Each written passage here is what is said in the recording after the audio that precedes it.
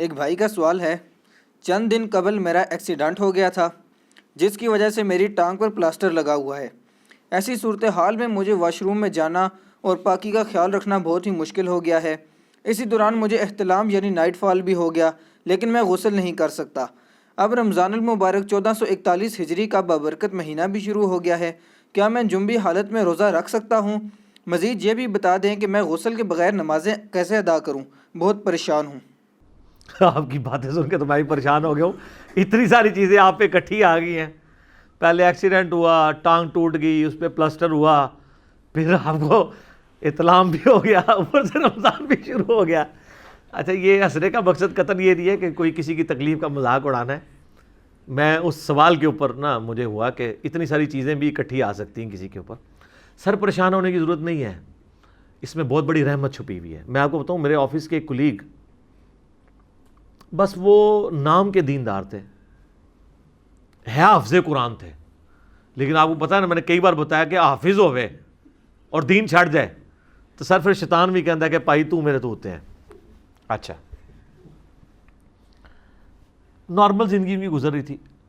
ایک دن صبح کے وقت وہ شفٹ کی گاڑی میں آفس آ رہے تھے، تو اس دن بارش ہوئی بھی تھی تو پھسلن تھی، ایک اشارے کے اوپر ٹرک کھڑا تھا آلریڈی، تو یہ فرنٹ سیٹ پہ ان کو بیٹھنے کا بڑا شوق تھا، یہ فرنٹ سیٹ پہ بیٹھے ہوئے تھے۔ تو وہ ڈرائیور نے بریک لگائی تو بریک تو لگ گئی، لیکن وہ چونکہ ڈھلوان پہ آلریڈی روڈ تھی تو وہ ٹائروں سمیت ہائیسٹ جو ہے نا وہ جا کے لگی ٹرک کو۔ تو یہ فرنٹ سیٹ پہ تھے، ان کی ایک ٹانگ جو ہے نا وہ ٹوٹ گئی، 6 مہینے کے لیے کم از کم بیڈ پہ پڑ گئے۔ کہتے ہیں میں تو پریشان ہو گیا اپنی زندگی سے کہ میں کیا کروں۔ کہتے ہیں جی کئی سال پہلے ان کے والد صاحب کو کسی نے گفٹ دی تھی تفہیم القرآن یا دادا ابو کو، تو وہ کہتے ہیں گھر رکھی ہوئی تھی، کوئی نہیں تھا پڑھتا۔ تو کہتے ہیں میں نے کہا میں فارغ ہی ہوں یار، میں حافظ بھی ہوں، چلو کم از کم میں یار قرآن ایک دفعہ ترجمے سے پڑھ کے تو دیکھوں قرآن کیا کہتا ہے۔ سر وہ ٹانگ کیا ٹوٹی ہے، ان کی قسمت جاگ اٹھی۔ تفہیم القرآن انہوں نے 6 مہینے میں مکمل کی، ٹھیک ہے۔ حافظ قرآن تھے، داڑھی نہیں تھی، داڑھی رکھ لی بعد میں، اور ماشاءاللہ پریکٹسنگ مسلمان ہے۔ اور آپ کہیں سے کوئی آیت، کیا آپ ان سے ریفرنس سے بات کریں نا کہ مجھے اس ٹاپک پہ بتائیں کہاں کہاں آیات موجود ہیں، تو وہ آپ کو زبانی بتا دیں گے۔ میری ان کے ساتھ کافی ڈسکشن ہوتی رہتی تھی، چونکہ وہ ان کا دیوبند سے بلڈ اپ تھا، اب تو خیر وہ علمی کتابی ہیں ماشاءاللہ۔ تو مجھے اکثر وہ کہا کرتے تھے، یہ میں آج کی بات نہیں کر رہا، 6-7 بلکہ 8-9 سال پہلے کی، مجھے کہتے تھے یار احادیث پہ تمہاری بڑی گرپ ہے، قرآن پہ بھی ہونی چاہیے۔ دے جی، میں نے ان کی بات ایسی پلے باندھی، اللہ کا شکر ہے آپ کو ٹاپک بولیں تو میں ان سے پہلے آپ کو ڈھونڈ کے بتا دوں، تو وہ پھر مانتے تھے یار واقعی یار تم نے اس کو ماسٹر کیا۔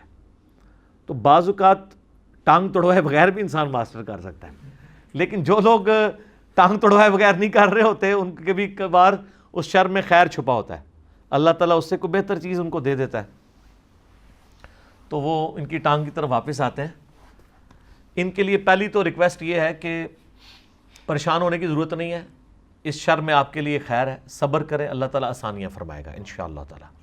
باقی آپ کے لیے تو اب دین بہت زیادہ ریلیکسڈ ہے، چونکہ آپ کا پلاسٹر ہے، آپ غسل نہیں کر سکتے، اس کی وجہ سے آپ ڈیمیج ہو جائیں گے، اور یہ بھی نہیں ہو سکتا کہ باقی جسم پہ آپ پانی بہا لیں اور وہاں پہ صرف مسح کر لیں، کیونکہ مجھے پتہ ہے کہ جب یہ پلاسٹر بندھا ہوا ہوتا ہے تو پھر وہ موومنٹ بڑی مشکل ہو جاتی ہے۔ تو آپ کو غسل کرنے کی ضرورت نہیں ہے، صرف اپنے کپڑے چینج کر لیں اور تیمم کر لیں۔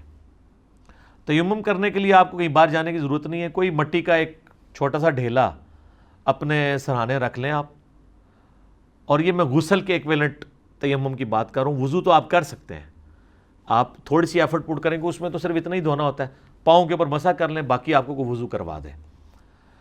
چونکہ غسل کے ایکویلنٹ تیمم کیا جائے یا وضو کے ایکویلنٹ، دونوں کا طریقہ ایک ہی ہے، ایک ہی تیمم سے دونوں چیزیں کور ہو جاتی ہیں۔ وہ بخاری مسلم دونوں میں ایک حدیث موجود ہے اس سے ریلیٹڈ، لیکن اس سے بھی بڑھ کر سورۃ المائدہ میں سورہ نساء کے اندر اللہ تعالیٰ نے تیمم کا طریقہ بتایا ہے کہ اگر تم کسی سفر میں ہو اور تم پانی نہ پاؤ تو اپنے چہروں کا مسح کر لیا کرو اور دونوں ہاتھوں کا، تو یہ مٹی تمہیں پاک کر دے گی مٹی کے ذریعے۔ اس کے شان نزول میں بھی بخاری مسلم میں حدیث ہے کہ سیدہ عائشہ کا ہار ایک دفعہ گم گیا تھا، اس دوران قافلہ لیٹ ہوا تو پانی نہیں تھا، تو وہاں پہ یہ نازل ہوئی۔ باقی وہ تو شان نزول ہے، الٹیمیٹلی تو یہ اینڈ رزلٹ کے طور پہ موجود ہے۔ جو بخاری مسلم میں نے حدیث بتانی تھی وہ بڑی انٹرسٹنگ ہے۔ نبی علیہ السلام ایک سفر میں آپ نے نماز پڑھائی، تو نماز پڑھا کے فارغ ہوئے تو دیکھا ایک شخص کونے میں بیٹھا ہوا ہے۔ آپ نے فرمایا تو نے نماز کیوں نہیں پڑھی؟ کہ یا رسول اللہ میں جنوبی تھا، پانی اتنا ہی نہیں تھا میں غسل کر سکتا، تو میں نے نماز نہیں پڑھی۔ تو آپ فرمایا تم مٹی سے تیمم کر لیتے، تمہارے لیے کافی تھا کہ تم اپنے چہرے اور ہاتھوں کا مسح کرتے، تو یہ تیمم کافی۔ تیمم میں یہ نہیں کہ پورے جسم میں مٹی ملنی ہوتی ہے، مٹی تو خیر اس میں بھی نہیں ملنی ہوتی، صرف مٹی کو ٹچ کرنا ہے آپ نے۔ اور بخاری مسلم میں دوسری حدیث ہے حضرت عمار بن یاسر کی، حضرت عمر کے پاس بیٹھے ہوئے تھے، بخاری مسلم دونوں میں حدیث موجود ہے۔ ایک شخص آیا، اس نے کہا امیر المومنین میں یعنی سفر کے دوران اب پانی اویلیبل نہیں ہے، میرے پہ غسل فرض ہے، مجھے آپ تیمم کا بتائیں میں کیا کروں، کوئی سولوشن ہے آپ کے پاس؟ تو حضرت عمار نے کہا امیر المومنین سولوشن ہے میرے پاس، یہ تیمم کر لیں۔ پھر ان کا ہم بھی نبی علیہ السلام کے ساتھ سفر میں تھے، تو کہتے ہیں کہ میرے پہ غسل فرض ہو گیا تو میں مٹی میں لوٹ پوٹ ہونا شروع ہو گیا، تو حضور دیکھ کے مسکرائے، ان کا یہ کیا کر رہے ہو؟ کہا یا رسول اللہ تیمم کر رہا ہوں۔ اب انہوں نے اجتہاد تو صحیح کیا کہ وضو والا تیمم یہ ہے تو غسل والا پورے جسم کا ہوگا، تو اجتہاد سے آبی کا بھی غلط ہو سکتا ہے۔ پہلے قرآن و سنت کو دیکھنا ہوگا، اجتہاد اینڈ پہ ہوتا ہے۔ جو اجتہاد کو رونا پیٹتے رہتے ہیں نا، تو حضرت عمار بن یاسر سے زیادہ کون فقیہ تھا صحابہ میں؟ ٹاپ آف دا لسٹ اصحاب میں، شروع کے مسلمانوں میں سے، جن کے ماں باپ اسلام کے پہلے شہداء ہیں۔ ابھی میں آپ کو وہ عمار کو باغی جماعت قتل کرے گی وہ والی حدیث نہیں سنا رہا، بخاری کی 2812، عمار ان کو جنت کی طرف بلائے گا اور وہ جماعت دوزخ کی طرف بلائے گی، یہ حدیث میں نہیں سنا رہا آپ کو، یہ وہ والے عمار ابن یاسر ہیں۔ تو عمار نے کہا کہ اے امیر المومنین میں آپ کو بتاتا ہوں یہ میرے ساتھ ہوا تھا، تو حضور نے کہا یوں کر لو، اور اس میں انہوں نے کہا کہ مٹی پہ ہاتھ مارو اور پھر پھونک مارو۔ پھونک مارنے سے یہ ہوگا کہ مٹی اگر لگ گئی، وہ یہ نہیں کہ مٹی ہونی چاہیے اس طرح، ایون دیوار پہ بھی عام جو مٹی لگی ہوئی ہوتی ہے نا، یا ٹرین کے ڈبوں پہ بھی، یا جو گاڑیاں کھڑی ہوئی ہوتی ہیں باہر روڈ کے اوپر جن پہ ہلکی سی گرد ہوتی ہے، آپ ہاتھ لگائیں تو ہاتھ کا نشان بن جاتا ہے، وہ کافی ہے آپ کے تیمم کے لیے۔ ہاتھ لگائیں، اگر زیادہ مٹی لگی ہے پھونک مار لیں، چہرے کا پہلے مسح کریں، اور وہ پورا داڑھی کا خلال اس طریقے سے جہاں جہاں پانی پہنچانا ہوتا ہے وہاں وہاں ہاتھ پہنچائیں، پھر دوبارہ کریں یوں، اور پھر پہلے دایاں ہاتھ یوں کونیوں سمیت انگلیوں میں سے اس طریقے سے، گھڑی کو بھی انگوٹھی پہنی ہے اس کو آگے پیچھے کر کے، اور یہ پورا، تو یہ تیمم کا طریقہ ہے۔ حتیٰ کہ مسند احمد میں الموطا امام مالک میں حدیث ہے، نبی علیہ السلام فرمایا اگر کوئی 10 سال تک بھی پانی نہ پائے تو تیمم سے غسل اور وضو کر کے نمازیں پڑھتا رہے تو بالکل ٹھیک ہے۔ ابو داؤد میں حدیث ہے، نبی علیہ السلام فرمایا کہ اگر کسی کو پانی نہیں ملا اور اس نے تیمم کر کے نماز پڑھی تو اس کو اپنی نماز لوٹانے کی حاجت نہیں، اور اس نے نماز نہ لوٹائی تو اس نے سنت پہ عمل کیا کہ نبی علیہ السلام بھی نہیں لوٹاتے تھے، اور اگر نماز لوٹا دی تو اللہ اس کے لیے دوہرا اجر لکھ دے گا، یعنی وہ نفلی عبادت شمار ہو جائے گی، وہ غلوب میں بھی نہیں جائے گی، وہ بھی اللہ تعالیٰ اس کو انڈورس کرے گا۔ تو یہ تیمم کا غسل کے ایکویلنٹ آپ کریں یا وضو کے ایکویلنٹ، ایک ہی طریقہ ہے، اور غسل کے ایکویلنٹ جب آپ کریں گے آٹومیٹکلی وضو تو اس میں کور ہو ہی جائے گا۔ اور جب تک پانی پہ آپ قادر نہ ہو جائیں، قادر ہونے کا مطلب ہے کہ آپ کی صحت نہ آ جائے، یا پانی آپ کو اویلیبل ہو جائے، یا اویلیبل تو ہے صحت نہیں ہے تو آپ قادر نہیں ہوئے، اس وقت تک آپ چلائیں، 10 سال بے شک چلائیں، پوری زندگی چلائیں۔ اگر آپ کو موت کا ڈر ہے یا کوئی زیادہ تردد کا ہے تو لا یکلف اللہ نفسا الا وسعہا، اللہ تعالیٰ کسی جان پہ اس سے بڑھ کے تکلیف نہیں ڈالتا۔ بعض اوقات آپ اٹھے ہیں اور آپ نے دیکھا ہے کہ طلوع فجر میں 5 منٹ رہ گئے اور آپ جنبی ہیں، غسل کریں گے تو نماز قضا ہو جائے گی، چھوڑ دیں، آپ فوراً تیمم کریں، نماز پڑھ لیں۔ کپڑے چینج کرنے کا ٹائم ہے تو کر لیں، ادروائز کپڑے بھی چینج کرنے کی ضرورت نہیں ہے، کیونکہ آپ اس وقت خوف کی حالت میں ہیں، وہ ٹائم ہی تھوڑا ہے، خوف ہے سورج نکلنے کا، تو اس وقت بھی آپ تیمم کر سکتے ہیں۔ یہ اللہ نے اتنی بڑی اس امت کے لیے خوبی رکھ دی ہے، اتنی بڑی آسانی دے دی ہے کہ آپ اسے پوری زندگی ویل کرتے رہیں، اور یہ اسی قسم کے مشورے دینے چاہیے۔ ابو داؤد میں ابن ماجہ میں ایک حدیث ہے، ایک سفر کے دوران ایک صحابی کو زخم لگا سر پہ اور وہ جنبی ہو گیا، جس طرح ان کی ٹانگ والا معاملہ ہوا ہے۔ صحابہ سے مشورہ کیا تو بعض صحابہ نے کہا نہیں یہ تو بندہ پلید ہو گیا، تو ابھی تو نماز تو نہیں پڑھ سکتا، تو نہا۔ سخت سردیوں کی رات تھی، وہ بیچارہ نہایا اور مر گیا ٹھنڈ لگنے سے، شہید ہو گیا۔ حضور علیہ السلام تک خبر پہنچی، آپ بڑے ناراض ہوئے، آپ نے فرمایا کہ اگر تم لوگوں کو علم نہیں تھا کم از کم کسی علم والے سے مشورہ تو کر لیتے، تم لوگوں نے خود ہی ایک فیصلہ سنا دیا۔ یہ پھر اجتہاد کی باری آ گئی کہ صحابہ نے اجتہاد کیا، بندہ ہی مارا گیا، حضور نے کہا کسی اہل علم سے آ کے پوچھو۔ تو نبی علیہ السلام نے فرمایا کہ اللہ نے جب تیمم کی اجازت دی ہے تمہیں تیمم کا مشورہ دینا چاہیے تھا، تم لوگوں نے پکڑ کے بندہ مار دیا کہ ایک زخمی بندے کو کروا کے۔ یہاں بھی کئی لوگ ہوتے ہیں وہ بعض اوقات ان کا زخم یا بیماری ایسی نوعیت کی ہوتی ہے کہ اگر آپ اس کو غسل کروائیں گے تو بڑھ جائے گی۔ بعض بیماریاں تو ایڈریس ہوتی ہیں نہانے سے، لیکن بعض بڑھ جاتی ہیں، اس میں تو آپ یہ مشورہ نہیں دیں گے۔ عام حالت میں بھی آپ کی ٹانگ نہ بھی ٹوٹی ہو، آپ صحت مند ہیں اور آپ کا پریویس ایکسپیرینس ہے کہ جب کبھی آپ ٹھنڈے پانی سے نہائے تو آپ کو بخار چڑھ گیا، تو سر آپ کو کوئی ضرورت نہیں غسل کرنے کی، آپ تیمم کر کے فجر کی نماز پڑھیں، دن کے وقت جب سورج نکلے تھوڑا ریلیکس ہوں، گرم پانی اویلیبل ہو، اس وقت آپ غسل اتار لیں اور وہ فجر آپ کی ہو گئی۔ جناب یہ بہت آسانی ہے دین کے اندر، بہت آسانی ہے۔ اس کے لیے گھر میں کوئی گملہ رکھ لیں جس میں مٹی ہو، یا مٹی کا ایک ڈھیلا رکھ لیں۔ ویسے تو فقہ حنفی میں ہے کہ زمین کی جنس کی کوئی چیز ہو جائے، چونا ہو جائے، ایون ماربل کا پتھر جو پالش ہوا نہ ہو، لیکن اس میں احتیاط نہیں، احتیاط مٹی تک ہی آپ رہیں، جو مٹی کا ہی ذکر قرآن میں اور احادیث کے اندر آیا ہے تو آپ رکھ لیں۔ اور اس میں مٹی کا ساتھ لگنا ضروری نہیں ہے، ایک ڈھیلا ہے اس پہ آپ نے ہاتھ رکھ، بس صرف ٹچ ہی کرانا ہے، وہ ایک اللہ تعالیٰ نے ایک سنت والا معاملہ رکھا ہے۔ باقی یہ جتنی نجاستیں ہیں نا، یہ حکمی نجاستیں ہیں، یہ حقیقی نہیں ہیں۔ بخاری مسلم میں حدیث ہے، حضرت ابو ہریرہ کہتے ہیں کہ ایک دن میں گھر سے باہر نکلا، نبی علیہ السلام چہل قدمی کر رہے تھے تو میں بھی حضور کے ساتھ چل پڑا، تو تھوڑی دیر بعد مجھے یاد آیا میں تو جنوبی ہوں، تو میں چپ کر کے پیچھے سے کھسک گیا، غسل کر کے واپس آیا، تو آپ نے فرمایا کدھر چلا گیا تھا بتائے بغیر ہی؟ حضور تو اپنی باتیں کر رہے تھے، وہ پیچھے پیچھے تھے، تو کہ یا رسول اللہ میں ناپاک تھا تو غسل کرنے کا۔ آپ فرمایا مومن تو کبھی ناپاک نہیں ہوتا، یعنی یہ حکمی نجاست ہے، حقیقی نہیں ہے۔ وضو کا نہ ہونا نماز کے لیے حکمی نجاست ہے، حقیقی نہیں ہے۔ اس سے بھی بڑھ کے بخاری مسلم میں حدیث ہے، اما عائشہ کہتی ہیں حضور مسجد میں تھے، آپ نے مجھے کہا میرا بسترا پکڑا دو، میں نے کہا یا رسول اللہ میں تو حیض سے ہوں، آپ فرمایا حیض تیرے ہاتھوں میں گھس گیا؟ پھر بخاری مسلم میں حدیث ہے، اما عائشہ کہتی ہیں کہ میں جنبی ہوتی، میں یعنی حیض کی حالت میں ہوتی تھی اور حضور علیہ السلام میری گود میں سر رکھ کے قرآن پڑھا کرتے تھے۔ یعنی وہ یہ بتانا چاہ رہی ہیں کہ یہ کوئی فزیکلی ناپاک نہیں ہو جاتا، جیسے ہندوؤں میں کنسیپٹ ہے، مسلمانوں میں بھی ہے کہ وہ کوئی حیض والی عورت جو ہے یا جنبی عورت نہ تو روٹی پکا سکتی ہے، نہ بچوں کو دودھ پلا سکتی ہے، کوئی ایسی چیز نہیں اسلام کے اندر، وہ فزیکل نجاست ہے ہی نہیں ہے سوائے اس حیض والے خون کے یا سوائے اس منی کے، بس وہ ریموو کی، کام ختم، اس سے بندہ ناپاک نہیں۔ اب کئی لوگ پوچھ رہے ہوتے ہیں کہ جی ہمارے پہ غسل فرض تھا، ہم نے تولیے کو ہاتھ لگا لیا۔ تولیے کو اگر منی لگ گئی پھر تو ناپاک ہے، اور اگر آپ کا ویسے ہاتھ لگا ہے یا ایون گیلا ہاتھ بھی لگ گیا، اس کے اوپر کوئی گندگی نہیں، عام پانی کی وجہ سے تھا، کوئی مسئلہ نہیں ہے۔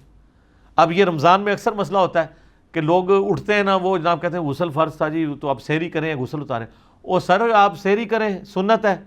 بخاری مسلم دونوں میں حدیث ہے، اما عائشہ کہتی ہیں کہ نبی علیہ السلام جب جنبی ہوتے تھے اور احتلام کی وجہ سے نہیں، یعنی مراد بیویوں کے ساتھ تعلق کی وجہ سے، تو آپ علیہ السلام سحری کرنے کے بعد طلوع فجر کے بعد غسل اتارا کرتے تھے۔ کئی بار ایسا بھی ہو جاتا تھا، حالانکہ آپ کو یہ پتا ہوتا تھا میں جنبی ہوں، احترام والے کو تو بیچارے کو پتہ ہی نہیں نہ لگتا، پھر بھی آپ طلوع فجر کے بعد، طلوع آفتاب نہیں طلوع فجر یعنی ختم سحری کے بعد غسل اتارتے تھے، پہلے سحری کر لیتے تھے۔